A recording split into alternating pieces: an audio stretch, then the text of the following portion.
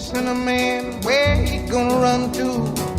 Cinnamon, where you gonna run to?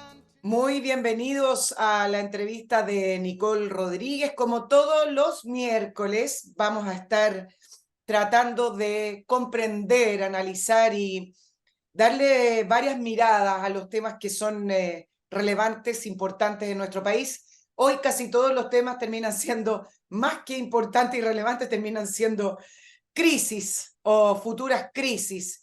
Por eso estamos hoy con Manuel Inostroza, quien nos va a contestar todas las preguntas que tenemos con esta crisis que parece el cuento del lobo, la crisis de las ISAPRES, pero que a raíz de las fechas que ya se están cumpliendo, la insolvencia o quizás la falta de certeza para la industria, la ISAPRES, ya les está tocando la puerta y no sabemos realmente las consecuencias que puede tener en lo inmediato.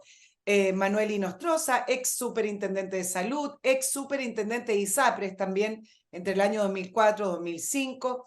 Dicen que fue el primer superintendente de salud que ejerció ese cargo. Él me va a contar. ¿Se acuerdan que primero era ex superintendente de salud, después pasó a ISAPRES? Hoy académico del Instituto de Salud Pública de la Universidad Andrés Bello y también director de la ISAPRE Esencial. Por ahí varios, escuchaba algunas, no reclamos, pero decían, ojo, Manuel Inostroza participó del segundo comité técnico y él es parte de una ISAPRE. Yo creo que es importante también distinguir qué significa ser parte de un directorio y también distinguir desde dónde vienen las opiniones o desde dónde viene la información. Manuel, muchas gracias por estar en la entrevista de Nicole Rodríguez hoy. Tuve la oportunidad de entrevistarte varias veces en algunas radios, pero ahora en mi canal.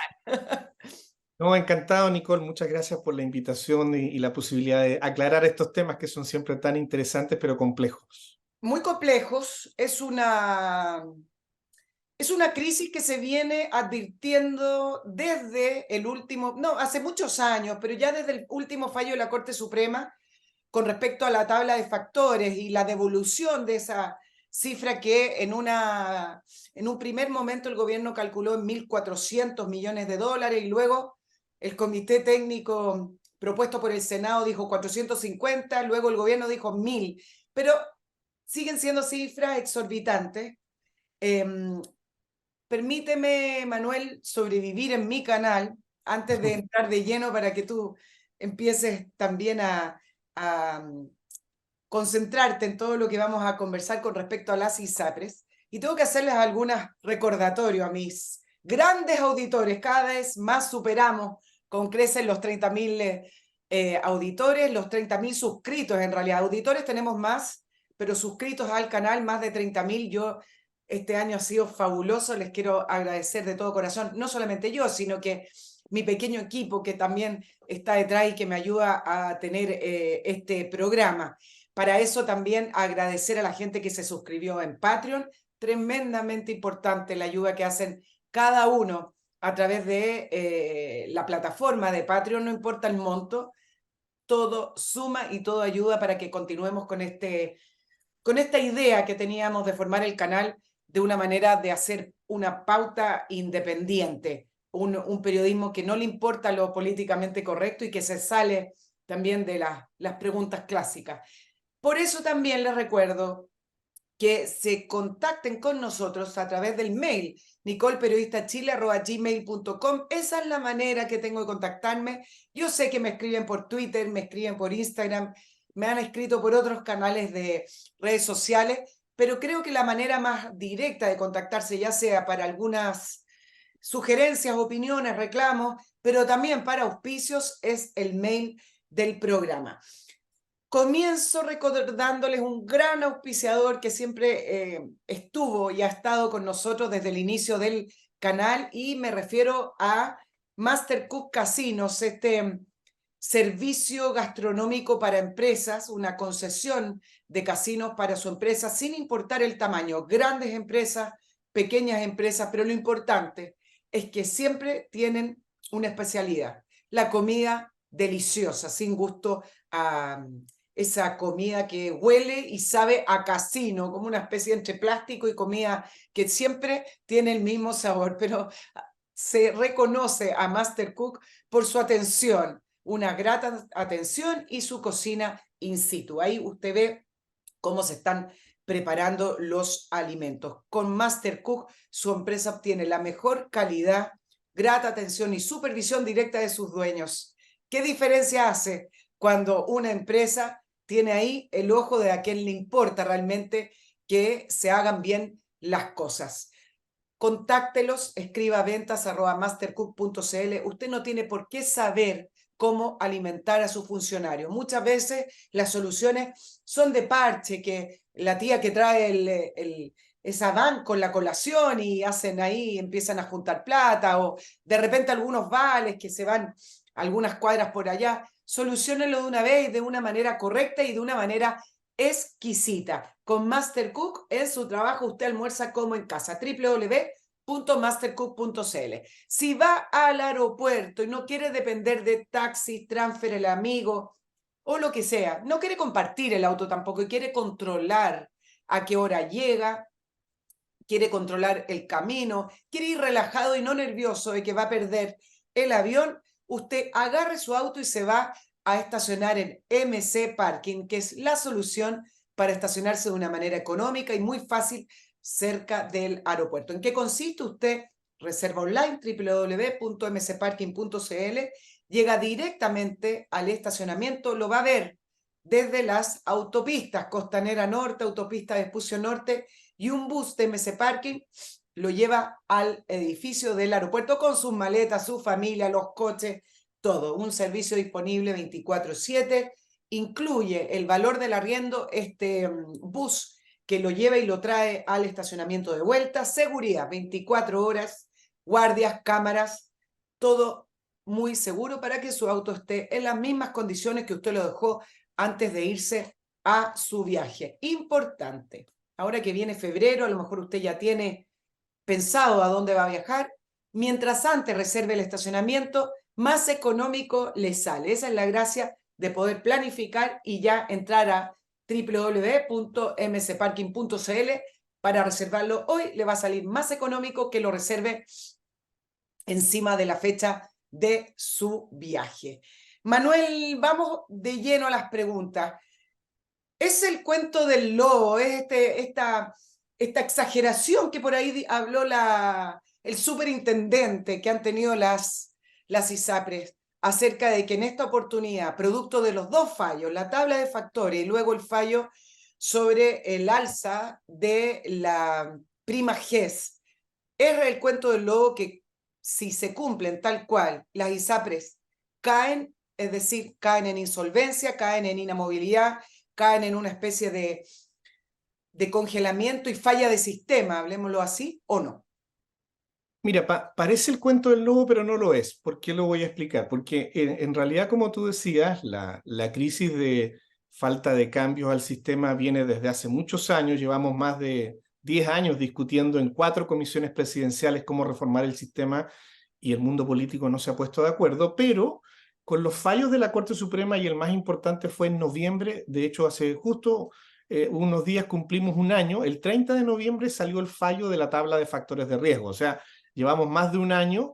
¿Y por qué el cuento del lobo parece pero no se da? Porque el fallo, que si bien el gobierno y la superintendencia, en mi opinión, podrían haberlo interpretado de manera prudente y razonable, ellos consideraron que el fallo no se podía implementar si no era a través de una ley. Entonces, decidieron enviar un proyecto de ley al Parlamento, y como el proyecto de ley no ha logrado el acuerdo y el consenso político, ese fallo está pendiente como una espada de Damocles, digamos, de su implementación. Ahora, si ese fallo se implementara, cosa que no ocurre y todavía no se ve para cuándo pueda ocurrir, la devolución de los $1.000 millones, que es la conclusión final que el gobierno hizo de lo que tendría que devolver, bueno, hace inviable el sistema. Ahora, se agrega un segundo fallo que fue el del GES, que ese fue el 28 de agosto de este año, o sea, hace unos poquitos meses atrás. Pero ese fallo también es una espada de Damocles. ¿Y por qué no se implementó al tiro? Porque las ISAPRES hicieron recursos judiciales, presentaron recursos de nulidad de derecho público, cuestionaron el conflicto de interés de los jueces, etcétera, pero todos esos fallos a comienzo de noviembre fueron rechazados por la Corte Suprema, absolutamente todo. Por lo tanto, a comienzos de noviembre, el fallo quedó a firme, como se dice, y ahora tiene que implementarse. Y lo último que intentó el gobierno fue pedir un plazo adicional para que el fallo del GES coincidiera eventualmente con el fallo de la tabla de factores, que quedó para el 30 de mayo como máximo plazo nuevo para aplicarse. Y como la Corte Suprema rechazó esa prolongación del cumplimiento del fallo, dijo, bueno, ahora ya no hay más recurso, cúmplase el fallo. Y el fallo está de hecho, por ejemplo, Colmena ya anunció la rebaja del precio GES.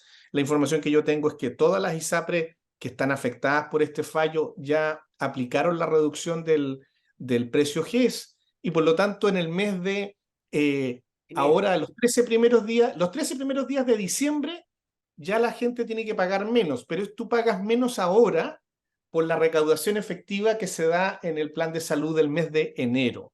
Entonces, contablemente, las ISAPRES en el mes de enero van a registrar un 12,7% menos de ingreso, y ese menor ingreso va a hacer que sus indicadores financieros, que son regulados por la superintendencia, caigan en falta, y ahí se iniciaría un proceso de insolvencia, a no ser que los dueños de la ISAPRE hagan aportes de capital, pero ningún dueño de ninguna ISAPRE va a hacer ningún aporte de capital si lo único que está garantizado sin ningún acuerdo legal es que esa plata se va a perder, digamos, en las próximas semanas. Quiero ir de a poco porque muchas veces se confunde el tema de los ingresos, las utilidades, las ganancias, y sobre todo hay que tener cuidado con el tema de las ISAPRES, que en el pasado pareciera ser que también se han portado bastante mal. Ya te voy a preguntar acerca de eso. Ha funcionado, pero se han portado mal. Entonces, enero parece ser efectivamente el mes fatal. No es un tema exagerado ni el cuento del lobo, es decir, efectivamente enero es el mes fatal. Cuando se habla, y acá te pregunto un poco, también recogiendo las opiniones de los usuarios que me llegan al mail del programa. Cuando se habla de que las ISAPRES van a tener una merma en sus ingresos de un 12 o 13% con respecto al fallo GES, no estamos hablando solo de eso, la gente dice, bueno, van a ganar menos, pero no significa, o van a recibir menos, pero ¿por qué significa eso? Que es un mes fatal para ellos y que van a caer en insolvencia. Es decir, basta que las ISAPRES, producto de la prima GES, obtengan un 12 o un 13% menos para que caigan en insolvencia. Explíqueme eso, ¿por qué el hecho de recibir menos por la prima GES, que antiguamente tampoco existía, ¿te acuerdas? Las ISAPRES no funcionaban con la prima GES, sino que fue una ley del Estado de Chile tener estas garantías, y las ISAPRES entraron en el régimen de las mismas garantías de algunas enfermedades, ¿no? Pero, ¿por qué recibir menos significa caer en insolvencia inmediatamente? A ver, mira, lo primero señalar efectivamente, bueno, hoy día son 87 patologías GES y cada 3 años se modifica el decreto del auge o GES, Sí. y por eso es que cada 3 años, no todos los años, sino que solo cada 3 años, la ISAPRES, si ven incorporadas nuevas patologías, deciden subir o mantener el precio del GES. Ahora, ¿cuál es el problema? Y esto es como que nos vamos pillando el poncho, digamos, nos vamos pisando el poncho. ¿Por qué? Porque la judicialización de los fallos de la Corte Suprema han hecho que, como mucha gente, aproximadamente un 20-25% judicializaba los precios base del plan de salud, las ISAPRES, que antes no ocupaban mucho el reajuste del GES, empezaron a ocupar el reajuste del GES como un equilibrio de aquellos que perdían en lo... Entonces, el reajuste del precio GES ya no era representación de cuántas patologías se incrementaban o no. De hecho, este año, y eso fue lo más complejo, subieron 2 las patologías, ahora en octubre, perdón, el año pasado.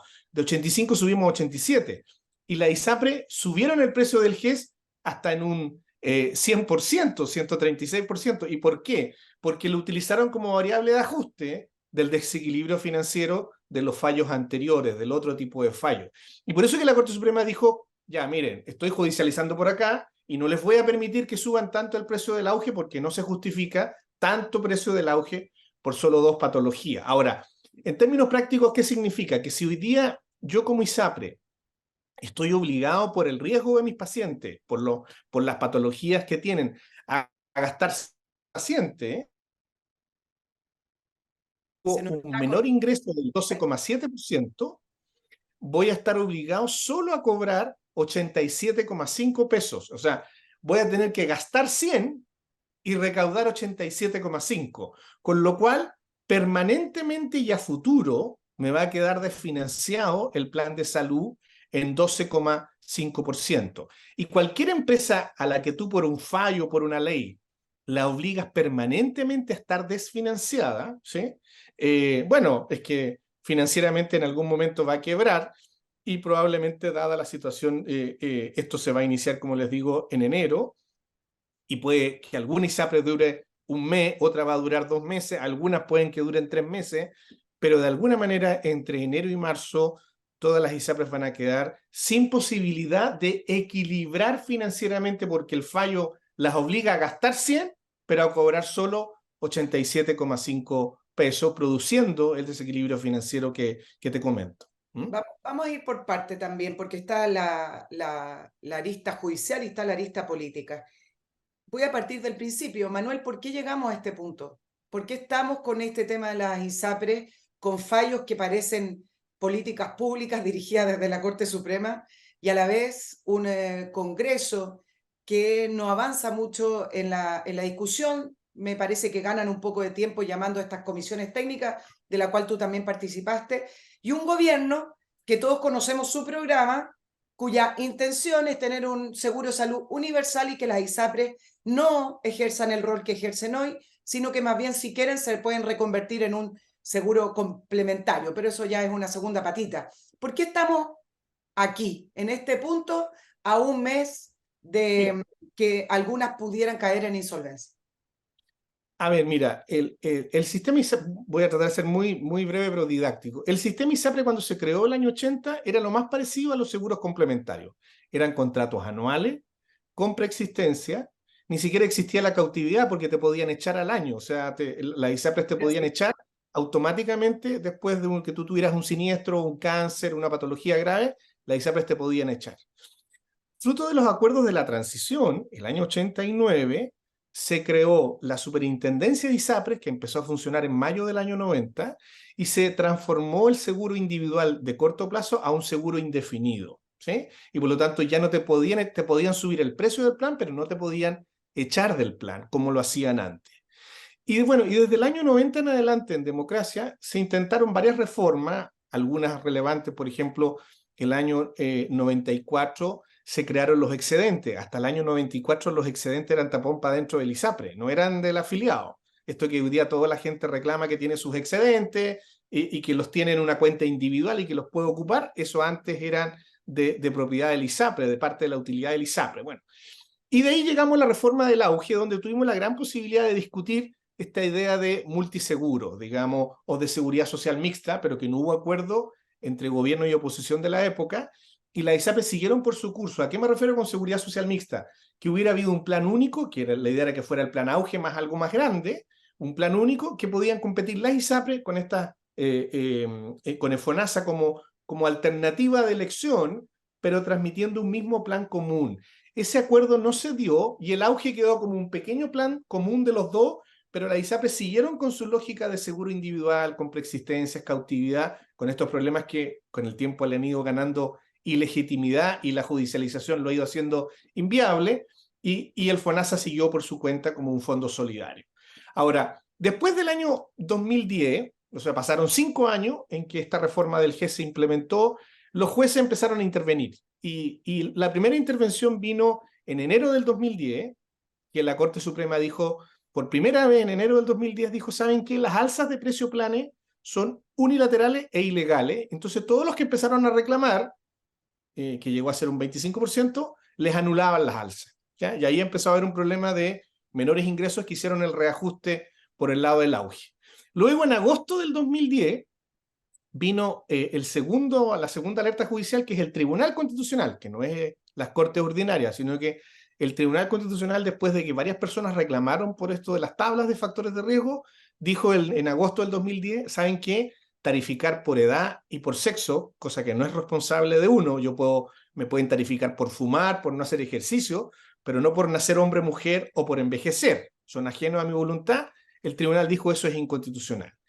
Pero ahí correspondía no solo, bueno, ok, es inconstitucional, entonces reemplacemos el marco legislativo vigente por uno nuevo que corrija el problema de inconstitucionalidad.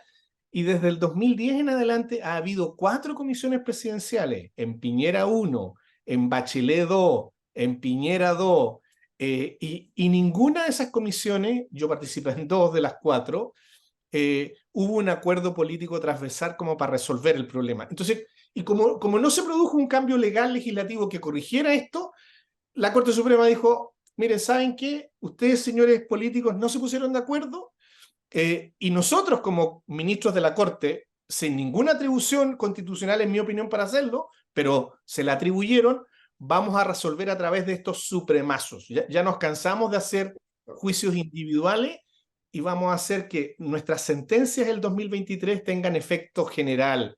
Y por eso que se dice que el efecto general es como de política pública, porque cuando afecta a todos, no solo al que reclamó, genera un efecto, digamos, sistémico que No nos tiene en propio esta de, crisis. no propio tampoco de nuestra legislación ni uso de los fallos, es decir, en general los fallos acá se aplican a quienes están demandando. Manuel, pero en el fondo, si te lo resumo, nacieron con una lógica de seguro privado y en el andar Individual. individual, pero en el andar de las ISAPRE y ya desde los 90, la gente y los usuarios o clientes de ISAPRE intentaron o buscaron a través del Poder Judicial que se entendiera que tenía una lógica de seguro social, ¿no es cierto? Y esa lógica de seguro social no se dio en las discusiones en el Congreso y lo terminó implementando con sus distintos fallos el sistema judicial en Chile. Ahora, la pregunta es, ¿por qué desde los 90 no pudieron llegar a acuerdo? ¿Era lobby de las ISAPRES para que no les cambiaran la legislación y siguieran cómodas recibiendo ese 7%, aumentando sus tablas, teniendo prescripciones, sin tener una regulación acorde a la característica de un seguro social? Yo digo lobby por decirlo de una manera elegante, pero fue la intromisión de la época, porque hoy los dueños de estas ISAPRES no son los mismos. Hablemos de los 90, fue la intromisión de las ISAPRE en política, pagando campaña, etcétera, lo que hizo que no se legislara para poder cambiar la lógica de seguro privado a seguro social. Bueno, efectivamente, yo te diría que, bueno, yo fui superintendente entre el 2003 y el 2010. Fui durante 7 años superintendente. Me tocó toda la tramitación del Plan Auge y esa reforma. Y efectivamente, las ISAPRE, muy vinculados políticamente al mundo de la época UDI y Renovación Nacional, básicamente se oponían a que nosotros hiciéramos cualquier atisbo de incluirlos en la lógica de la seguridad social. De hecho, solo para dar un dato, No, Chile es el Manuel, único. pero nombraste a la UDI y Renovación Nacional, hay gente de la democracia cristiana, hubo gente del gobierno de la concertación que pasaron a los directorios de ISAPRE. No es solamente un tema de derecha, eso es lo que quiero decir, era bastante transversal. Lo que pasa es que lo que tú tienes razón tiene que ver con directorios al sistema de AFP, pero no de sistema de ISAPRE. No hubo en aquella época miembros de la concertación en los directorios de ISAPRE, sí los de AFP. Sí. Ahora, el punto es que efectivamente no prosperó el acuerdo, pero después ocurrió una cosa, que el año 2014, después de esta resistencia política a ser parte de la seguridad social, la ISAPRE sí se dieron cuenta de que no había viabilidad futura si no eran parte de la seguridad social, y cuando hubo la comisión presidencial en el gobierno de Bachelet II, dirigida por Camilo Cid, que es el actual director de FONASA, ahí las ISAPRES se allanaron a ser parte de la seguridad social, y en su postura de minoría de esa comisión presidencial dijeron, ya, estamos de acuerdo, ahora sí, queremos ser parte de la seguridad social. Pero en esa comisión, que fue de Bachelet II, dirigida por Camilo Cid, y estaba Jimena Aguilera, que es la actual ministra, la postura de la izquierda en esa comisión, ¿saben qué? Nosotros ya no queremos incluirlos en la seguridad social. Nosotros ahora queremos hacerlos desaparecer y que el FONASA sea el seguro único exclusivo de todos los chilenos. Entonces, a partir del 2014, cuando ya la ISAPRE se allanan a un cambio, ya la izquierda había fijado su postura, y de hecho eso fue un poco el prolegómeno, el preludio, si tú quieres, de lo que fue la candidatura de la gente de izquierda en salud del presidente Gabriel Boric, en la que terminan construyendo el programa que dice que, y de hecho Jimena Aguilera hoy día suministra, terminan construyendo el programa de que en realidad hay que hacer desaparecer a la ISAPRE, trasladarla a los seguros complementarios y que el FONASA sea el seguro único. Entonces, nunca nos pudimos poner de acuerdo y cuando pudimos ponernos de acuerdo, las posturas se radicalizaron y se separaron aún más. Y eso ha llevado a que no tengamos un acuerdo de hacerlas parte de la seguridad social hasta ahora. ¿Sí? Eso de no ponerse de acuerdo, yo me voy a apoyar en la pregunta. No es que no se pusieron de acuerdo, había un grupo de políticos que en vez de legislar estaban defendiendo la ISAPRE, y los políticos no están para defender industria, están para hacer lo adecuado, ¿no es cierto? Es decir, si hay que defenderla por una razón, ok, pero acá no, acá efectivamente querían dejarla en status quo, en una situación legal, antes de los fallos de los tribunales, en una situación legal muy cómoda. Es decir, tú, Manuel, hablaste de los excedentes. ¿Con qué criterio una empresa como una ISAPRE se queda con los excedentes porque hay un exceso de pago de un afiliado? O sea, hubo que ir a la corte, los ciudadanos tuvieron que ir a la corte para que se fallara a favor de los usuarios de ISAPRE. Son cosas que son cosas muy ilógicas, ¿no? En que dejaron en... Ya eso ya pasó, pero es importante recordar la historia en que los clientes de ISAPRE, hablemos de clientes, o los usuarios de ISAPRE se vieron muy desprotegidos frente a un poder que tenían las ISAPRES que no deberían haber tenido. O sea, los excedentes, como tú recuerdas, durante 14 años fueron de propiedad de las ISAPRE.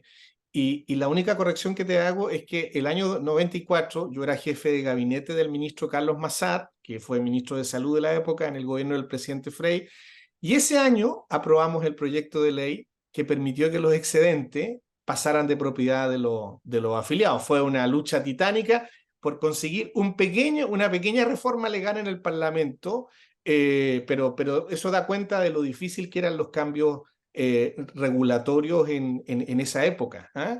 Hay que recordar que en esa época también estaban, por ejemplo, yo tenía que ir a conversar como jefe de gabinete del ministro con senadores designados, ¿ah? que incluso en algún momento eran de lado y lado. Benninger fue senador designado del gobierno del presidente Frei. Bueno, después hubo un acuerdo de reforma constitucional y se eliminaron, pero así era la situación en aquel entonces y hacía muy difícil cualquier cambio regulatorio y eso nos llevó un poco a la crisis que hoy día tenemos. O sea, no hubo acuerdo del mundo político para cambiar las leyes y fue el Poder Judicial el que no está hecho para hacer leyes ni hacer cambios de política pública la que nos tiene metido en esta crisis porque sus fallos están siendo completamente irracionales desde el punto de vista de la viabilidad financiera. Voy a entrar en el tema de la crisis, pero ganaron mucho las ISAPRES durante mucho tiempo. ¿Se tiene esa idea? Cuando uno ve las cifras de lo que ganaban en los 90, parte de los 2000, las cifras para el ciudadano común son muy altas, Manuel, para que hoy te digan, me refiero a mi primera pregunta, bueno, vamos a caer en insolvencia. Ganaron mucho efectivamente quienes eran los dueños del momento, de la ISAPRE. Mira, a ver, para ser bien responsables técnicamente, pues yo hago clases sobre esto y uno lo conversa con mis alumnos. Desde el punto de vista técnico, tenían una buena rentabilidad, pero nada desproporcionado comparativamente con otro tipo de industria. Voy a poner un ejemplo. La rentabilidad promedio de toda su existencia, dejemos los últimos 3 años atrás, porque eso ha sido una crisis de recursos y pérdidas bien importantes, pero hasta antes de la pandemia, la rentabilidad promedio sobre ingresos del sistema ISAPRE está en torno al 3,6% anual, ¿ya? Ahora, para que tú tengas un orden de magnitud, las compañías de seguros generales, de vida, de autos, de incendios, de seguros de robo de casa, etcétera, han tenido una rentabilidad promedio en el mismo periodo de tiempo en torno al 4,5%. Es decir, y tú ves que nadie está reclamando por las utilidades de los seguros de autos, digamos, aunque uno pueda tener algún caso que le haya molestado, que no le hayan cubierto el seguro, etcétera. Pero las compañías de seguros generales ganan más plata, ¿sí?, que las ISAPRE en términos comparativos. Ahora, ¿cuál es el problema de la utilidad de la ISAPRE? Yo lo voy a decir en chileno académico. ¿Ah? Bueno, la gente tiene la sensación de que las ISAPRES ganan plata jodiéndose a las personas, ¿sí? Y por lo tanto, ¿por qué? Porque ganan plata con preexistencia, ganan plata negándote el pago de las licencias médicas, ganan plata con el tema de la cautividad, ganan plata negándote cobertura de ciertas prestaciones que le niegan la cobertura financiera. Entonces, la sensación es que da lo mismo si gano 1.000 millones o gano 100 pesos, es una utilidad que surge de un marco regulatorio que está perjudicando a las personas cotidianamente y por lo tanto surge más bien una sensación de ilegitimidad de la industria o de la empresa porque no le hemos hecho estos cambios regulatorios y cualquier peso que ganen, digamos, en el imaginario colectivo de la gente surge como una utilidad ilegítima. Más que el monto, yo diría, y por eso que la gente habla de las utilidades de la ISAPRE así como, mira, claro, Eso pero, sí. pero en estricto rigor tienen que ver más bien con ese problema de que no hemos cambiado la regulación como para que sea un seguro, digamos, más sostenible en el tiempo, también con legitimidad social. Como de hecho existe, porque yo te iba a comentar, Chile es el único país de la OECD en donde los seguros privados que participan de la seguridad social tienen características de seguros privados individuales. Todos aquellos países donde hay seguridad social privada, Holanda, Alemania, Bélgica, Australia, con muy buenos ejemplos, tienen lógica de seguridad social. No, Claro. no Ahora, tienen estos fenómenos que generan tanta molestia en la ciudadanía. no, yo también creo que hay que salir de la postura o de ese planteamiento en que una industria que tiene utilidades hay que mirarla mal o hay que criticarla. No, pues ¿cómo vamos a crecer como país? Hay que aplaudir. Si una industria es eficiente y logra grandes utilidades, me parece perfecto. El problema con las ISAPRES, uno es que está regulado, por lo tanto no es una industria normal tampoco, Manuel. Es decir, toda la regulación viene desde el mundo político. Entonces ahí entramos ya en el túnel negro o en esta nebulosa de si es que está regulada para favorecer a la ISAPRE o bien para favorecer a los usuarios o para tener un equilibrio entre que subsistan las ISAPRE, subsistan de buena manera, pero a la vez se entregue el seguro social, porque como seguro privado ya prácticamente no van a funcionar porque eso ya cambió hasta en la mentalidad de las personas, digamos, ¿no? Y de hecho va a cambiar en la Constitución. Fíjate tú que la gente tal vez no ha hecho este reparo, que la Constitución, digamos, del 80 a 2005, la de Pinochet Lagos, ¿no? Plantea que el sistema de salud es mixto, por lo tanto tiene que haber un sistema de FONASA con un sistema privado. Pero la Constitución que estamos ahora sometiendo al nuevo proyecto de texto constitucional aporta dos elementos bien importantes. Uno, dice que tiene que haber un plan de salud universal y dos, no puede haber discriminación de riesgo y de ningún tipo. Por lo tanto, primero, nos quedemos con el en contra, vamos a tener un sistema mixto. Y nos quedemos con la nueva constitución y se aprobara a favor, vamos a tener un sistema mixto, pero donde las ISAPRES no van a poder existir porque no pueden haber 27.000 planes o 57.000 planes, perdón, como existen hoy día, y no va a poder haber tablas de factores de riesgo porque va a estar prohibido constitucionalmente. Entonces, Pero de Manuel, algún modo, la norma de la ISAP, del seguro o el derecho a la salud, en la propuesta constitucional habla de que va a haber provisión privada o pública, es decir, efectivamente se norma en que no puede haber discriminación, etcétera, pero en la línea de la provisión dice que puede ser perfectamente privada y que la gente tiene derecho a elegir de su 7%. exacto, Entonces, exacto, no es exacto. que no vayan a existir, sino que finalmente No, la propuesta está forzando el cambio de las claro, ISAPRES de lo- seguro privado a un seguro social. sí, lo que quiero destacar precisamente es que la nueva propuesta constitucional fuerza mucho más incluso que la vigente a que el Exacto. sistema sea de seguridad social, porque una de las características de ser un sistema de seguridad social privado es que hay un plan único, no pueden haber estos miles de planes que hoy día tiene el sistema ISAPRE, y dos, no puede haber ningún tipo de discriminación porque el sistema de seguridad social es solidario. Entonces, es bien interesante que si se llegara a aprobar a favor, vamos a estar obligados a hacer desaparecer la ISAPRE, pero sustituirla por otro tipo de sector privado asegurador que yo espero que tenga más legitimidad. Y en el caso probablemente si gana el en contra, vamos a tener que caminar probablemente hacia un acuerdo también de restituir una propuesta de seguridad social porque no podemos seguir funcionando como ya el Poder Judicial lo ha dictaminado porque lo hace Claro. inviable. Manuel, voy a entrar en el tema político y crisis, pero antes hablando de la legitimidad, yo te planteaba el tema de las ISAPRES. Me parece que en términos generales las ISAPRES han funcionado bien, entregan el servicio, han hecho también crecer y desarrollarse al mundo privado en salud, y eso también a la vez ha ayudado a FONASA. Entonces, no es que todo está mal hecho, a propósito de nuestra conversación desde el inicio, pero el punto es que los usuarios de ISAPRE por mucho tiempo se sintieron que no tenían herramientas para poder ni siquiera preguntarle a la ISAPRE por qué no estaban devolviendo, por ejemplo, los dineros de una enfermedad grave, o cuando dicen no tiene cobertura, no te contestaban. El tema de los excedentes, es decir, eran juez y parte. Yo creo que ahí en ese eslabón es que las ISAPRE fueron perdiendo legitimidad. Cuando uno es sano y va a un doctor para hacerse un chequeo, bueno, más o menos el sistema funciona. Pero cuando vienen las enfermedades y los tratamientos y las ISAPRE durante mucho tiempo te contestaban que no había cobertura o te devolvían un mínimo y uno no sabía ni siquiera por qué, si no había ni siquiera información, todo eso fue sembrando la famosa palabra de la ilegitimidad, es decir, era un sistema que no te respondía.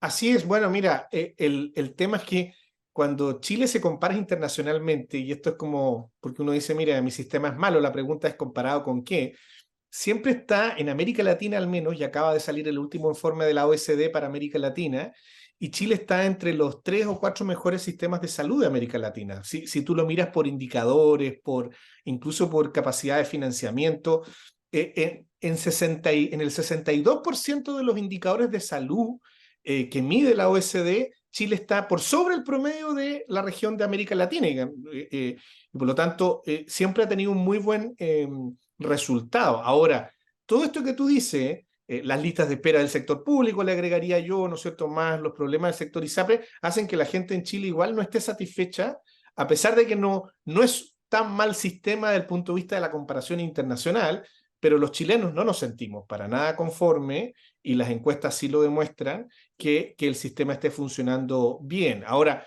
el punto, como te digo, es que nosotros debíamos haber hecho una reforma hace mucho tiempo. La última reforma, ya han pasado 18 años, la reforma del auge, que fue un gran avance en su momento, pero han pasado 18 años y no hemos tenido una nueva reforma. Hoy día los procesos de reforma no son cada 30, cada 40 años, se van haciendo probablemente cada 5 o 7 años, se van haciendo ajustes legislativos más o menos importantes, porque las cosas hoy día cambian mucho más vertiginosamente que antes.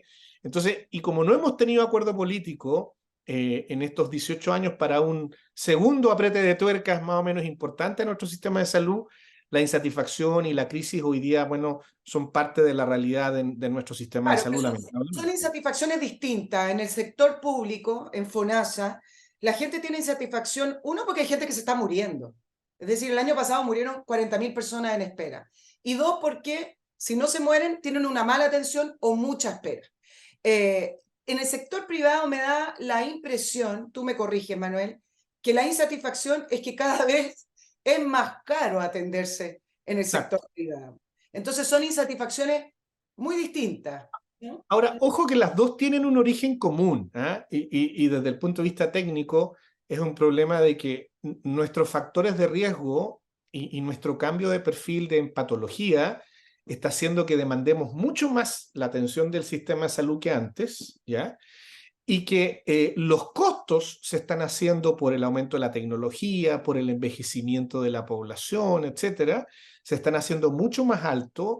Entonces, esa tensión entre una mayor demanda por prestaciones y costos altos hace que en el sector público, por su forma de regulación, se exprese en maltrato, listas de espera, mala calidad de la atención. En cambio, en el sector privado, en donde tú pagas para no tener listas de espera, el tema es, bueno, es que eso está siendo cada vez más costoso y yo estoy judicializando, digamos, ¿no es cierto?, ese mayor costo porque no estoy dispuesto a pagarlo. Entonces, No se ahora, puede, no es un problema de estar dispuesto, el bolsillo no entonces alcanza. el tema es cómo introduces tus regulaciones, tanto en el mundo público como en el mundo privado, para que esta ineficiencia que tiene expresiones distintas se resuelva, ¿sí? Y tengamos un sistema que sea más sustentable, tanto en el sector público, pero también en el sector privado. Manuel, me voy a salir solo una pregunta del tema de la crisis y la ISAPRE, porque tú mencionaste la tecnología. Explícame lo siguiente. Hoy en día hay más de un celular por persona. Celulares son asequibles, son baratos, salvo que usted quiera el último iPhone que salió del mercado hace 2 días. prácticamente todo el mundo tiene computadores. Se puede manejar el mundo desde el celular y el computador a precios muy asequibles. ¿Cómo es que esa característica de la tecnología hoy no ha hecho que los costos en salud vayan bajando? Es decir, cada vez parece ser que la tecnología en salud, las máquinas, etcétera, son más caras y hacen que la prestación en salud sea más cara. Y por el otro lado, en las industrias de otro tipo, o el propio usuario, un celular, un computador, es cada vez más barato. ¿Por qué se ha producido ese distanciamiento? Yo tendría que proyectar que en salud el acceso a la tecnología es cada vez más barato. Mira, a ver, lo que pasa es que hay dos dimensiones. Una, yo creo que la transformación digital del sistema de salud puede permitir que sea, como dices tú, mejor gestionado, incluso eventualmente más barato. ¿Ah? Y ahí lo que nos falta es un buen marco regulatorio, es decir, generar los estándares para que este sistema funcione mejor. Ahí hay que aprender de experiencias que están haciendo Uruguay, por ejemplo, en América Latina, está avanzando mucho en la regulación para que la transformación digital, la telemedicina, la teleconsulta, el control remoto de pacientes, etcétera, los dispositivos de diagnóstico a distancia, hagan que el sistema sea mucho más barato y sea mucho más funcional. Chile ahí va en un segundo y tercer lugar y tiene mucho que aprender de otros países. Sin embargo, la tecnología propiamente médica, los medicamentos, por ejemplo, con procesos biomoleculares, son cada vez más costosos y por eso que los países, ¿cómo han reaccionado ante eso? Creando lo que se llama evaluaciones o instituciones de evaluación de tecnología sanitaria, ETESA que se le llama. ¿Por qué? Porque un laboratorio te dice, mire, yo acabo de sacar el último medicamento que cuesta $1.000.000 por persona el tratamiento y este medicamento le va a salvar la vida. Y a veces no es verdad, a veces científicamente es solo una estrategia de marketing y está hecho para comercialmente ganar más plata. Entonces, ¿qué es lo que hacen los países más modernos? Tienen estas instituciones de evaluación de tecnología sanitaria con las universidades, con el mundo científico, y hacen una suerte de tamizaje, de screening a estas nuevas tecnologías, y sí, solo si agregan valor clínico o médico en los tratamientos, se puede incorporar el tratamiento que a veces es muy de alto costo. Entonces, eso ha permitido rebajar los costos y evitar que la judicialización, porque también en esos países, cuando los países se niegan a cubrirlo, ¿qué es lo que hacen los pacientes? Van a los tribunales de justicia y dicen, mira, acaba de salir una droga que me va a salvar la vida a mi hijo o a mí, y yo quiero que el Estado me financie en el sistema de salud esa droga, y los jueces a veces fallan sin la evidencia técnica científica. Entonces, hay dos dimensiones. Una, la transformación digital que ordenadamente nos puede ayudar a gestionar mejor y más eficiente y abaratar los costos, pero otra cosa es que la tecnología médica propiamente tal avanza tan vertiginosamente y es de tan de alto costo su introducción inicial, que es bueno tener sistemas de evaluación para que vean, bueno, si todo lo que brilla realmente es oro o no, y realmente se justifica o no su financiamiento. Y de a poco, con el tiempo, esos precios también empiezan a bajar en la medida en que la evaluación de tecnología sanitaria lo va evaluando técnicamente. Voy a entrar al tema de la crisis, Manuel. El gobierno quiere hacer caer las ISAPRES y le sirven estos dos fallos para poder llevar adelante su programa de gobierno, que es un seguro universal desde FONASA, dirigido absolutamente, a lo mejor subcontratando seguros privados, pero hacer desaparecer la ISAPRE. Recordemos los carteles, fin de las ISAPRE, la ISAPRE abusiva, etc. Recordemos las declaraciones en mayo del año pasado del director de FONASA. Fue famosa esa frase, las ISAPRES deben desaparecer. Exacto. Camilo lo dijo con mucha transparencia. Y lo dijo además en función de que el programa de gobierno de Boric plantea la eliminación del sistema ISAPRE, su traslado a los seguros complementarios y que todos nos vayamos al FONASA como seguro único. Ahora, eso es el programa y además legítimamente Boric ganó la presidencia de la República y ganó una elección democrática con ese programa de gobierno. Ahora, ¿qué es lo que pasó? Que obviamente que no le ha ido bien con sus reformas prioritarias, la reforma tributaria y la reforma de pensiones, y como no logró avanzar en esas dos primeras reformas, en un acuerdo con un Congreso que está más disputado, que le resulta más adverso políticamente, postergó hasta el día de hoy y nunca envió su propuesta de reforma de salud. Entonces, lo que yo hago como, sin ser un psicoanalista del gobierno, pero lo que yo hago como análisis es que dijo, bueno, yo no puedo hacer la reforma de salud porque políticamente no he tenido la fuerza ni la capacidad de siquiera enviar los proyectos de ley. Entonces, cuando la Corte Suprema decide por sí y ante sí aplicar política pública a través de su fallo, genera las condiciones objetivas, digamos, de hacer caer el sistema ISAPRE, y por lo tanto el gobierno dice, mira, aquí lo que yo tengo es una oportunidad de hacer la reforma de salud de facto, que no he podido por razones políticas, y por lo tanto más bien me hago el loco respecto a no buscar ninguna solución para que lo que ocurra sea que las ISAPRES caigan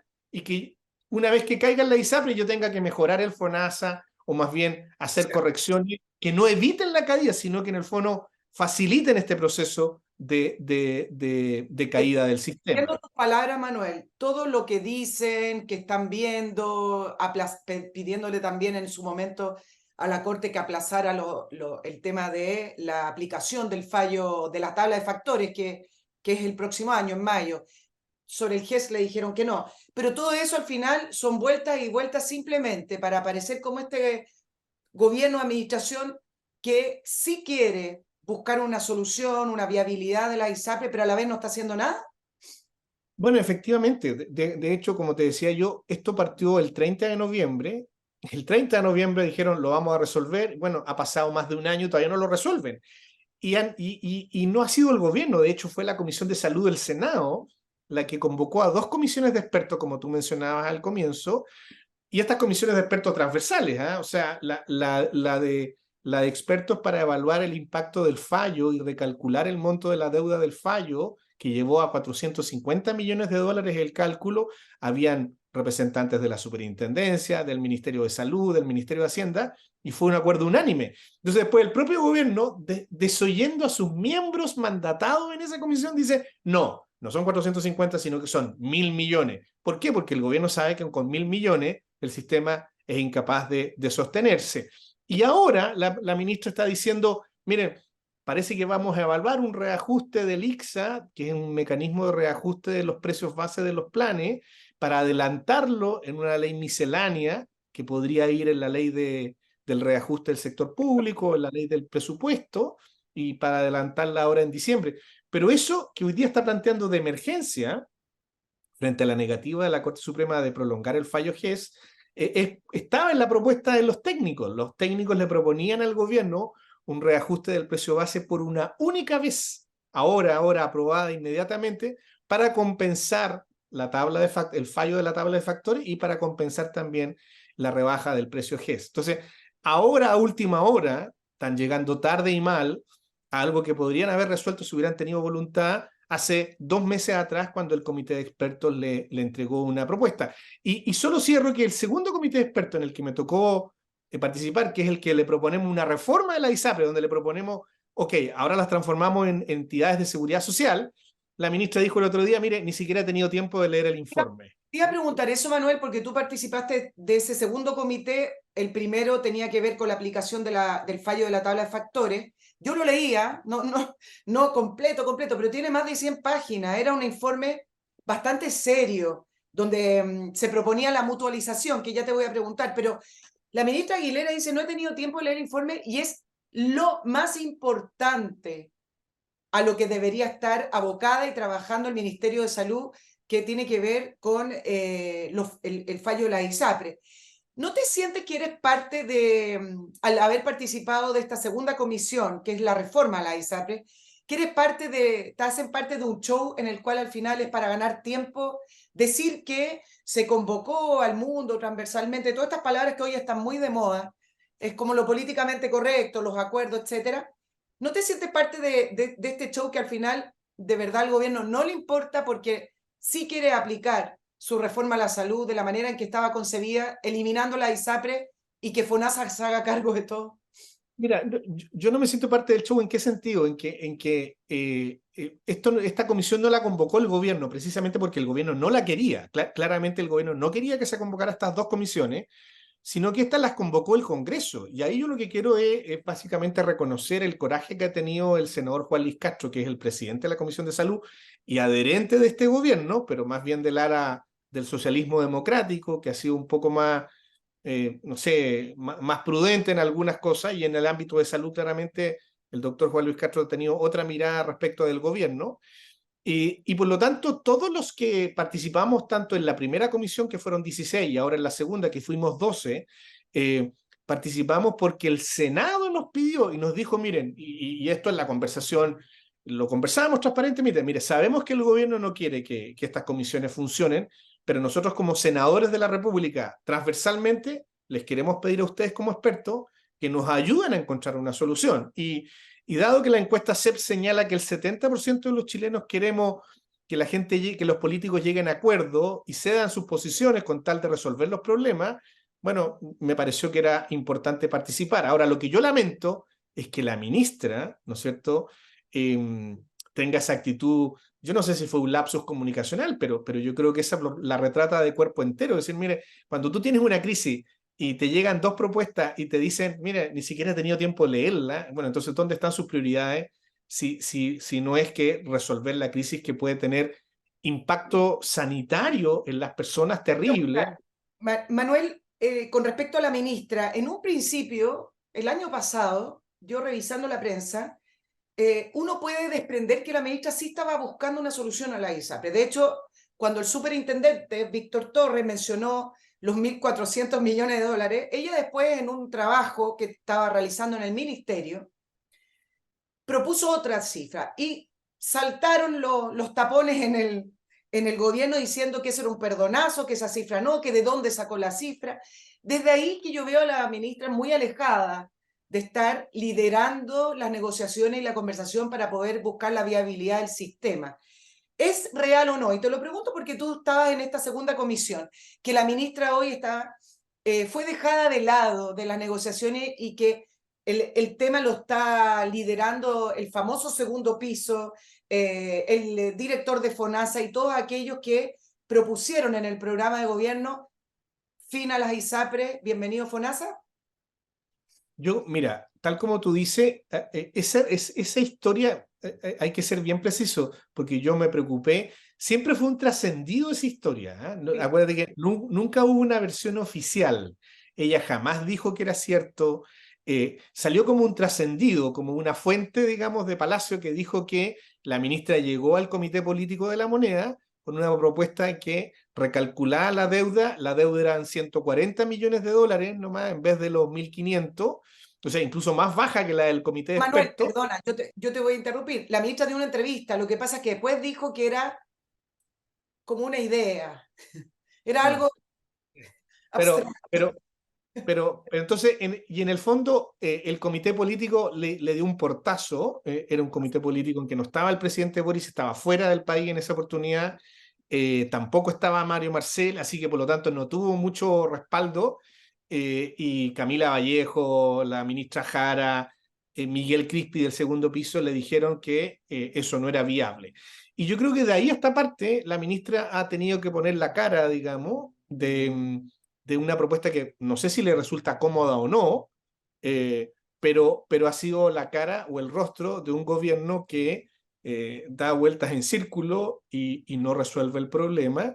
Y como el tiempo corre no a favor de los afiliados, sino que corre en contra de los afiliados, el no resolver el problema también es parte de una estrategia de hacer que las ISAPRES caigan y chutear el problema, como dices tú, para adelante, sin encontrar una solución hasta ahora, o llegando tarde a las soluciones que le proponen los expertos, es una manera de generar condiciones para que el sistema no tenga solución. De hecho, yo te diría hoy día, yo dije, mire, hoy día legislativamente tenemos una ventana de 15 días, o sea, estamos hablando de que nos quedan 10 días, porque luego el Parlamento entra en receso de fiestas de fin de año, por lo tanto, y ya en enero va a estar la crisis desatada. ¿Eh? Entonces, y piensa tú que si las ISAPRES no se declaran en insolvencia porque no cumplen con los indicadores financieros, lo primero que va a ocurrir es que las clínicas, recuérdate que una clínica, por ejemplo, cuando yo recibo un paciente que lo voy a operar y le digo que sí a la operación y acepto el bono de la ISAPRE, ese bono me lo va a pagar la ISAPRE en 5 o 6 meses más. Entonces, si yo en enero no le corto el convenio, ¿sí? Lo que estoy asumiendo es una deuda que probablemente no me va a pagar. ¿Sí? En 6 meses nomás no va a existir para pagar. Por lo tanto, yo lo que aventuro es que la crisis va a venir por los prestadores, en el sentido que los prestadores, como una manera de no aumentar la deuda que ya tiene el sistema con las clínicas, va a empezar a rechazar los convenios, eso va a generar una bola de nieve, y los afiliados, muchas de las patologías más costosas las va a tener que pagar directamente de su bolsillo, y si no tiene plata no se va a poder operar, no se va a poder hacer la intervención. Lo que tú estás planteando, Manuel, ya está ocurriendo en la práctica. Hay doctores que ya no trabajan en convenio con ISAPRES para que el paciente del doctor le pague directamente el valor total de la consulta y después el paciente se tiene que preocupar de reembolsar. Hay Exacto. clínicas que ya cortaron convenios con algunas ISAPRES, la clínica Las Condes y otras. Me imagino que eso va a ir en cadena con laboratorios y otros prestadores de salud. Te voy a preguntar ya por la crisis. Ahora, el gobierno se ha respaldado con los fallos diciendo que no pueden hacer nada, que hay dos fallos y que se deben cumplir. ¿Eso es verdad o no? ¿Son interpretables los fallos? Es decir, si hubiera una intencionalidad, si estuviera el objetivo de permitir la existencia de la ISAPRE, ¿se buscaría una solución independiente al fallo? Mira, eso no es tan verdad y no lo digo yo, sino que le ha dicho dos importantes abogados de la plaza como Zapata, ¿no es cierto?, el abogado constitucionalista, y Ramiro Mendoza, que fueron a refutar precisamente la línea argumentativa del ministro de Justicia, que está convertido en el abogado del gobierno más que en el ministro de Justicia. Vocero, digamos, vocero. Sí, bueno, y le fueron a decir, mire, no es verdad que el fallo no sea interpretable, es más, el fallo le otorga al gobierno y a la superintendencia, mire, implemente usted el fallo, por lo tanto, usted que es el órgano, porque la propia Corte Suprema le dice, mire, yo no puedo calcular el monto de esto, calcúlelo usted y usted verifique cuánto es lo que puede efectivamente devolver. Por lo tanto, creo que le está entregando esa facultad al gobierno, y escudarse en que es ininterpretable, digamos, es una excusa para no resolver el problema. Y la segunda línea es que si yo estoy actuando en sede legislativa, ¿sí?, yo como gobierno legislador y como parlamento colegislador puedo definir la política pública que yo establezca. O sea, yo no tengo por qué sentirme interpretando a la Corte. Yo puedo decir, mire, la Corte generó un problema en su sede judicial. Yo en sede legislativa, que es un poder del Estado distinto, voy a legislar para resolver esta crisis, y por lo tanto puedo definir la ley que a mí me parezca razonable. Por lo tanto, yo creo que con ambas líneas argumentales el gobierno lo que hace es restar su poder de resolver el problema, porque yo creo que está convencida que es la manera de dejar caer al sistema privado ISAPRE. ¿Cuál es la solución, Manuel? El comité técnico propuso una mutualización. Quiero saber qué se ha conversado, ustedes quienes conocen los temas de salud. ¿Cuál es la solución? Si es que efectivamente hubiera una intención de no hacerlas caer, ¿cuál sería la solución? Mira, efectivamente, la idea yo creo que la propuesta en algún momento del comité técnico dejó, si no feliz a todo el mundo, pero muy contento a gran parte del mundo, porque decía, mira, esta propuesta resuelve realmente el problema. Puede que incluso alguna ISAPRE o dos la van a pasar muy mal, puede que incluso alguna se caiga igual, pero ya haber acotado la deuda a 451 millones de dólares, haber incluido el criterio de la mutualización y buscar estos reajustes de precio base para poder compensar, eran parte de la solución. El problema es que esa parte que era medular, el gobierno la desestimó. Entonces, en mi opinión, si el gobierno quisiera realmente resolver el problema, y además el Senado así se lo está pidiendo, el doctor Juan Luis Castro le dijo, mire, las indicaciones que usted envió no resuelven el problema, vuelva a enviar nuevas indicaciones. ¿Qué es lo que le está diciendo? ¿Sabe qué?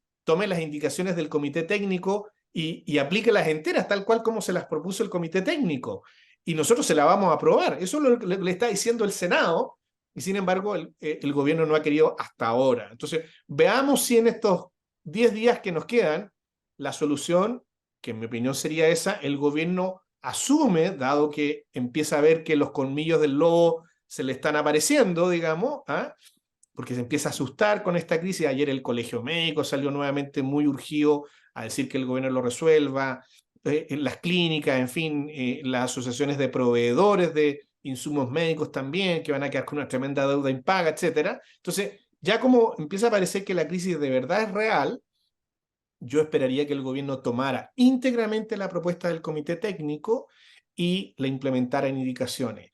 Y acto seguido tomara la segunda propuesta del comité de reforma porque a mi juicio esto es algo mixto, es decir, se requiere viabilizar al sistema, pero transformar al sistema al mismo tiempo. O sea, nosotros no podemos seguir teniendo un sistema con preexistencias, con cautividad, con 57.000 planes, con tabla de factores, y la propuesta que le hicimos los miembros del comité de expertos para transformar a la ISAPRE en entidades privadas de seguridad social está ahí encima de la mesa. Entonces, yo creo que hay también un gran acuerdo de decir, mire, viabilicémosla y transformemos el producto. No, porque si no transformamos el producto, de aquí a 1 año y medio o en 2 años más, vamos a volver a tener una nueva crisis porque el sistema no es viable tal como está.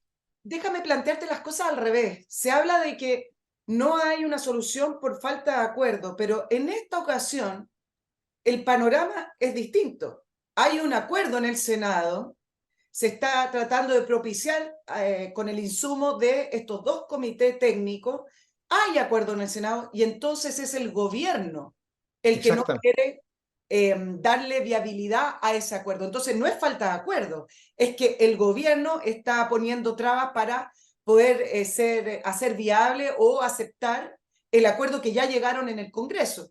Claro, es que lo que pasa es que si el gobierno no da el acuerdo final, es imposible, porque tú sabes que es el gobierno el que, funcionando la Constitución como corresponde, es el gobierno el que tiene la potestad de presentar indicaciones. No pueden los senadores, por muy de acuerdo que estén los 5 senadores de la Comisión de Salud, hacer una indicación respecto a estos temas porque requiere del patrocinio del Ejecutivo. Exacto. Para que esas indicaciones se transformen en Ahora, ley. Manuel, Estamos ahí ante la parálisis del gobierno y vamos a ver qué pasa en estos próximos días, digamos. tú me hablabas de cómo sería la solución. Compárame lo que tú me estabas planteando versus la ley corta ISAPRES que está estacionada, digamos, en el Congreso, pero que ya está presentada. ¿Son muy distintas? Porque la ley corta ISAPRES tiene que ver con FONASA principalmente.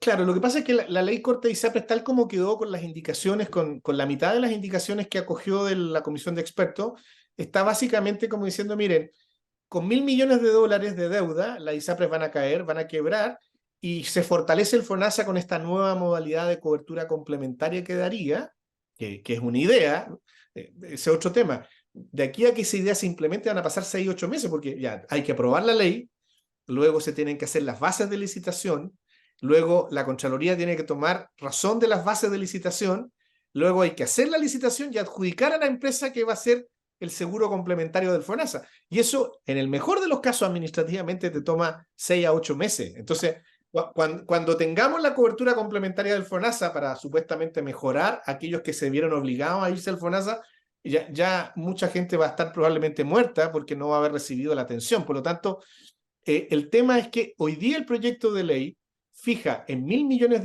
la deuda, que lo hace inviable, se concentra más en la modalidad complementaria del FONASA y no hace estas reformas digamos, de reajustes de precio base más inmediatos para compensar el desequilibrio del precio GES. Entonces, eso es lo que le falta de indicaciones al actual proyecto de ley corta, y por eso que si esto se llegara a votar, yo creo que aquí lo que ha ocurrido es que los senadores no han querido votar para no votar en contra del proyecto. Entonces los senadores se están corriendo y que invitan a cada vez más invitados y le dicen al gobierno, envíen nuevas indicaciones, porque si llegaran a votar las indicaciones tal como están, hoy día el gobierno perdería, Exacto. tendría que rechazar la ley. Entonces, no se vota y se chutea y se chutea y el tiempo sigue corriendo en contra de las personas. Manuel, ¿cae la ISAPRES? ¿Qué más cae? ¿Cómo es la cadena ahí? Mira, a ver, si cae en la ISAPRE, no, tal como dice el superintendente, no va a ser de un día para otro, porque la ley establece que la superintendencia le pide a la ISAPRE un plan de ajuste y contingencia cuando incumple algún indicador financiero. La ISAPRE le puede contestar muy rápido, no tengo plata, así que ningún plan de ajuste y contingencia. Así que, si eso que tomará un par de semanas entre que papeles van, papeles vienen, la superintendencia ahí puede intervenir en un ISAPRE. ¿Okay? Ahora, ¿cuál es el sentido de intervención de un ISAPRE? Cuando es una, pero es muy raro cuando es todas, digamos. Cuando es una, lo que trata por ley la superintendencia es de vender la ISAPRE o vender la cartera de afiliados del ISAPRE para que otra ISAPRE se la compre y tenga continuidad en los planes en la nueva ISAPRE que compra. Pero en las actuales circunstancias, ¿quién va a querer comprar una ISAPRE o quién va a querer comprar una cartera de una ISAPRE? Es bien inviable, dada la crisis sistémica que estamos viviendo. Por lo tanto, También el superintendente se lo puede chutear, si quiere dar largas, pero a mi juicio en muy poco tiempo, de aquí a un mes, tendría que hacer una suerte como de oferta pública. ¿Quién quiere comprar este ISAPRE? ¿Quién quiere comprar esta cartera? Y si no recibe oferente, ahí cerrar la ISAPRE y trasladar todos los afiliados al FONASA. Y eso va a ocurrir, por lo tanto, entre un mes y medio, 2 meses máximo de tiempo. Ahora, en ese tiempo igual la gente va a ver una estampida, hay gente que va a arrancar, digamos, que se va a cambiar, que va a comprar un seguro complementario, pero el problema es que si se produce la inviabilidad de los planes, nosotros como Universidad Andrés Bello hicimos una encuesta el otro día y nos dio que el 22% de los afiliados que hoy día están en el sistema, eso da cuenta de 630.000 personas, tienen alguna patología o crónica del GES, o un trasplante de médula, o un hemodiálisis, algún tratamiento de quimioterapia de cáncer, etcétera. Por lo tanto, son 630.000 personas que hoy día potencialmente, si se caen las ISAPRE y no hay continuidad de sus planes, podrían verse afectados en la continuidad de sus tratamientos, ¿sí? 630.000 personas. Y si todos los afiliados de FONASA se trasladan mayoritariamente a FONASA, el impacto va a ser en listas de espera. Nosotros calculamos que la lista de espera en el sistema público en cirugía puede haberse aumentado entre 37.000 personas más a 117.000 personas más en lista de espera quirúrgica, que hoy día son 320.000 personas en lista de espera quirúrgica, y esto podría aumentar como en un tercio más máximo si es que todas las personas se trasladan Manuel, al eso desde sistema. el punto de vista de los pacientes, de los usuarios, pero Sí. ¿a qué industria va a arrastrar la Bueno, ISAPRE? ¿Qué y clínicas caen, laboratorios? es que a mí me importan más las personas, pero también, por No, eso cierto, hay que decirlo, pero en lo eh, concreto y eh, en pero la vida respecto real, las al personas van a ver afectadas si se cae en cadena distintas partes de la industria. bueno, y en respecto al tema de la industria, bueno, el segundo factor aquí son las clínicas, ¿eh? O sea, hay que recordar que las clínicas privadas en promedio, el 61% de sus ingresos dependen de las ISAPRE, ¿sí?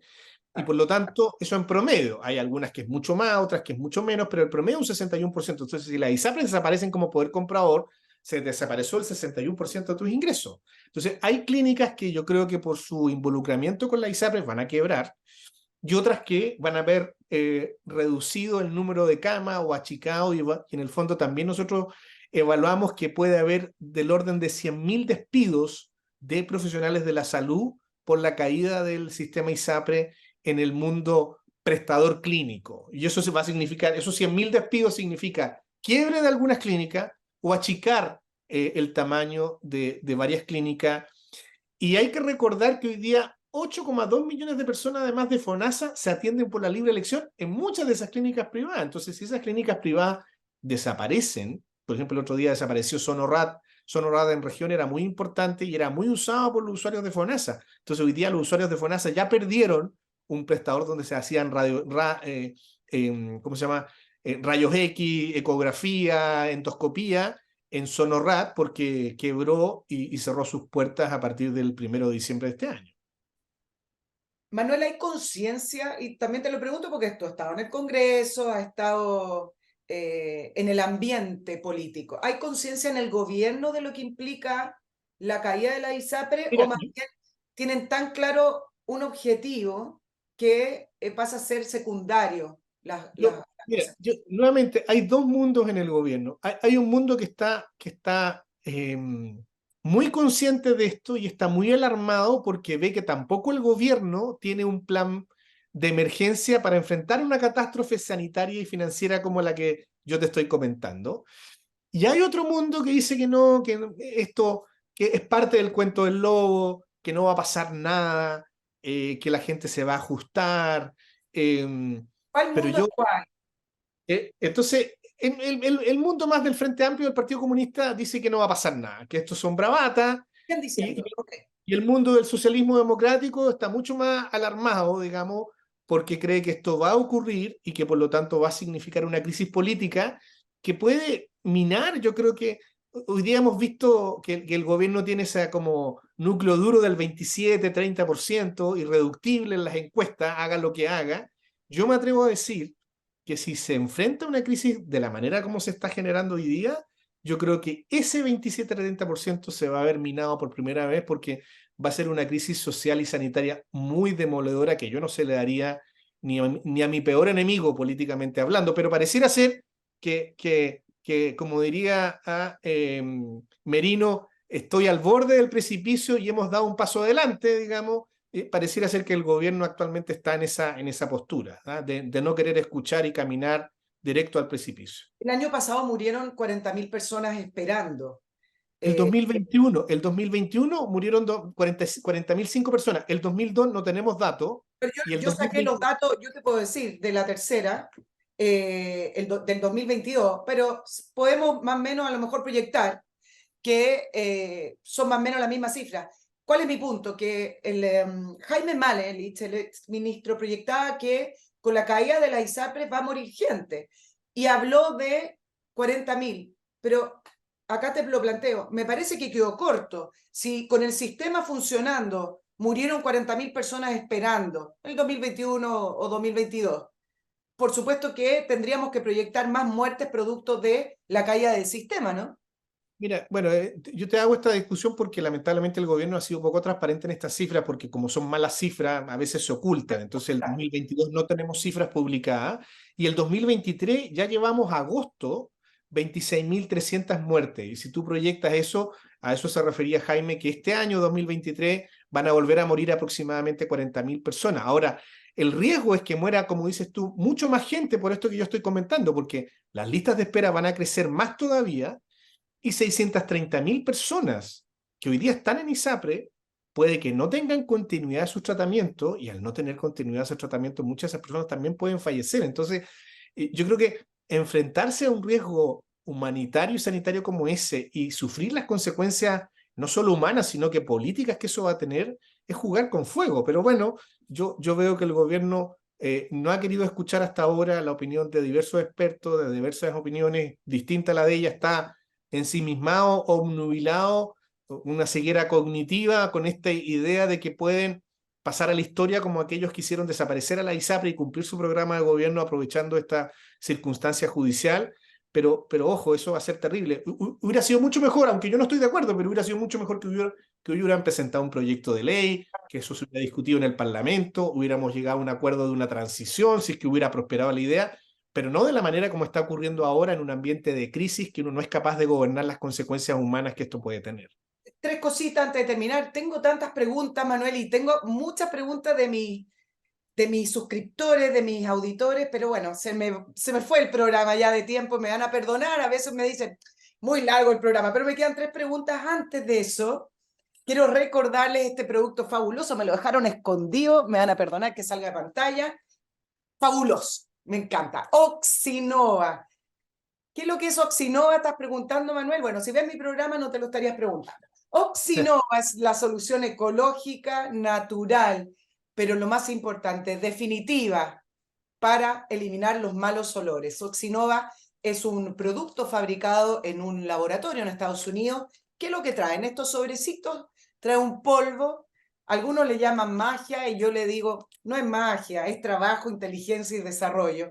¿Qué es lo que hace este polvo? Diluido en la cantidad de agua que traen las instrucciones, elimina las bacterias directamente que producen los malos olores.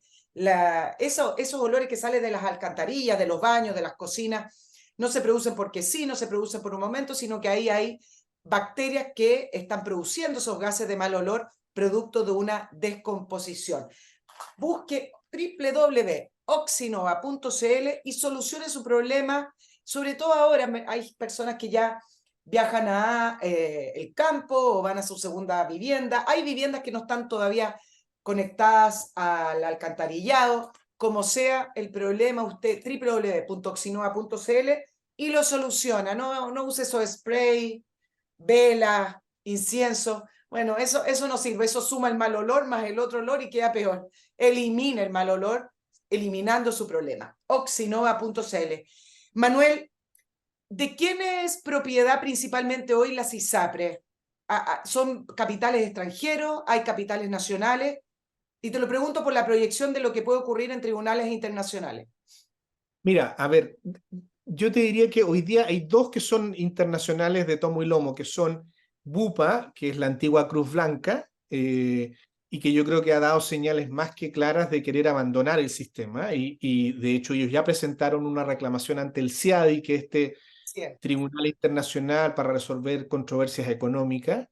Eh, la segunda internacional es United Health, que es dueña de, esta es norteamericana, Bupa es española inglesa, United Health es norteamericana, que es dueña de Banmédica y de Vida 3, ¿sí?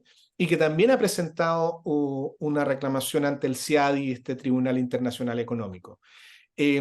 Luego tenemos Nueva Más Vida, que uno de sus principales inversionistas también es un fondo de inversión norteamericano que es Nexus. ¿Ah? Ellos no han presentado, que yo entienda, una reclamación internacional, pero eventualmente lo podrían hacer. Luego tenemos Consalud, que es básicamente de la Cámara Chilena de la Construcción, que tiene muchas inversiones en distintos rubros. Uno de ellos es este ISAPRE, esos son fondos nacionales. Luego está Colmena, que es básicamente fondos de inversión local. El principal es Larraín y el grupo Betia de Colmena. Y se agrega, yo te diría ahora recientemente, Esencial, de la que yo soy director, que es del grupo Alemana, de la Sociedad Chilena de Beneficencia, que también es dueña de Clínica Alemana. Y ahí me permito aclarar, solo para evitar el conflicto de interés que tú señalabas al comienzo, como Esencial se creó en abril del año 2022, no está afecta al fallo de la tabla de factores y tampoco está afecta al fallo del GES. Y por eso es que no tiene que devolver plata por ninguno de los dos fallos y está ajena a todo esto. Y por eso que yo hablo con tanta libertad, porque no estoy involucrado como ISAPRE respecto al cumplimiento ni del segundo ni del tercer supremazo. Y fue creada precisamente viendo que el sistema podía reformarse o podía incluso migrar a un seguro complementario y por lo tanto tiene capacidad para adaptarse, y con eso termino el comentario sin pasar ninguna publicidad, tiene capacidad de adaptarse a cualquier escenario y no está afecta a los fallos que estamos hablando hasta Manuel, ahora. ¿hay alguna ISAPRE más importante que otra para la subsistencia del sistema? Es que las más grandes son Banmédica, Cruz Blanca y Consalud. Esas son ahí está concentrado el 65% de toda la cartera. Entonces lo que pase ahí va a decidir lo que pasa en general en el sistema de salud. Ahora, dos cositas. El sistema hoy, todo el mundo le debe plata a todo el mundo. Entiendo que la deuda de FONASA con las clínicas supera los 382 mil millones de pesos. De una manera que no lo entiendo, quizás nos va a servir para otra entrevista. El gobierno estaba planteando a través de FONASA que algunas deudas ya prescribieron, algo que me parece ilógico. Esto es un gobierno que no paga ni siquiera sus deudas. Pero además tenemos alrededor de 560 mil millones de pesos de deuda de las ISAPRES a las clínicas.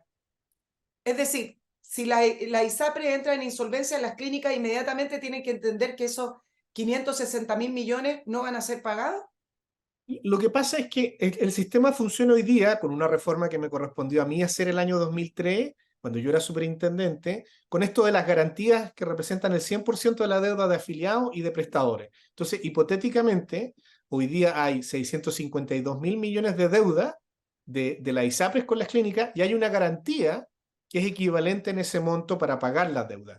El problema es que puede que la deuda sea más que los 652 mil millones que está diciendo la superintendencia, y eso es lo que le preocupa a las clínicas, que la deuda llegue a, puede poner una cifra, a 800 mil y solo haya 652 mil en garantía, con lo cual no cubriría el 100% de la deuda. Entonces ahí está el debate de si la garantía hoy día, en el caso del sistema ISAPRE, refleja o no el 100% de la deuda, porque si no lo reflejara, efectivamente, además, habría mayor problema todavía porque incluso las prestaciones que ya se han hecho, no las nuevas, sino que las que ya se han hecho, se adeuda en un monto importante. Y lo que tú señalas respecto al FONASA es un muy buen argumento de por qué yo, por lo menos hace mucho tiempo, me convencí de que era mucho mejor un sistema mixto de seguridad social.